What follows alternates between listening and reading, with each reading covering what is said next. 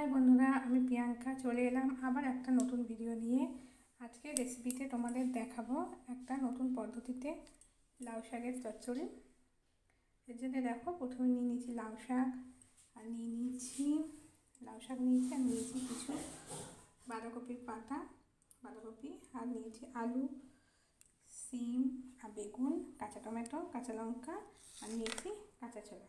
এবার দেখো, প্রথমেই ওভেনে বসিয়ে দিয়েছি কড়াই, দিয়ে দিচ্ছি এতে তেলটা গরম হোক।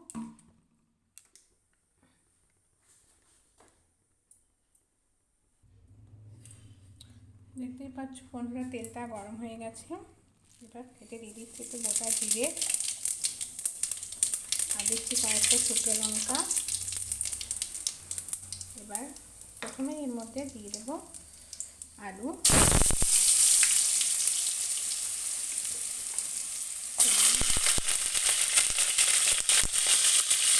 বেগুন, এভাবে সব সবজিগুলো দিয়ে দেবো।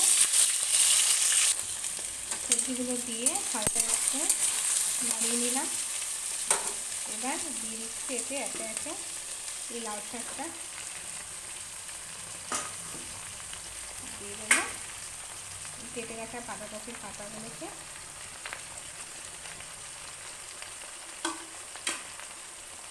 দিয়ে হালকা একটু ভেজে নেব।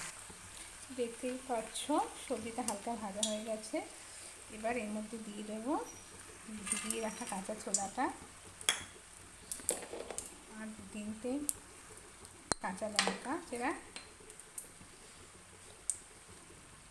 স্বাদ মতো নুন, 1 চামচ হলুদ গুঁড়ো, 2 চামচ জিরে গুঁড়ো ও